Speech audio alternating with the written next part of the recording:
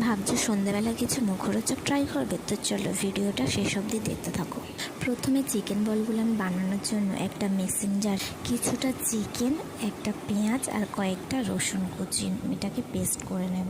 পেস্টটা হয়ে গেলে ওর মধ্যেই দিয়ে দেব হলুদ গুঁড়ো, লঙ্কা গুঁড়ো, ধনে গুঁড়ো, জিরে গুঁড়ো আর স্বাদ মতো নুন, একটু চিলি ফ্লেক্স আর ব্রেড ক্রাম্ব দিয়ে দিয়েছি। এর মধ্যে মিশ্রণটা ভালো করে আমি মাখিয়ে নেব। আর হ্যাঁ, এর মধ্যেই দিয়েছিলাম মাখন। তো এটাকে ভালো করে মাখিয়ে নিয়েছি।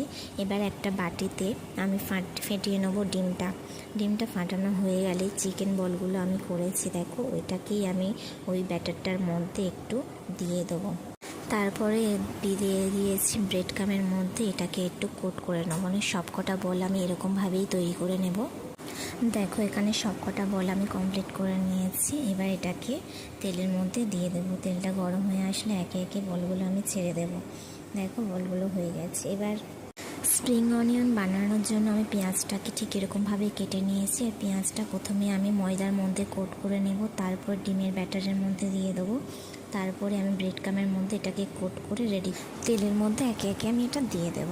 তারপরে লাল লাল করে ভেজে আমি এটা তুলে নেব। তো ভিডিওটা কেমন লাগলো আজকের এই অবধি। চলো টাটা।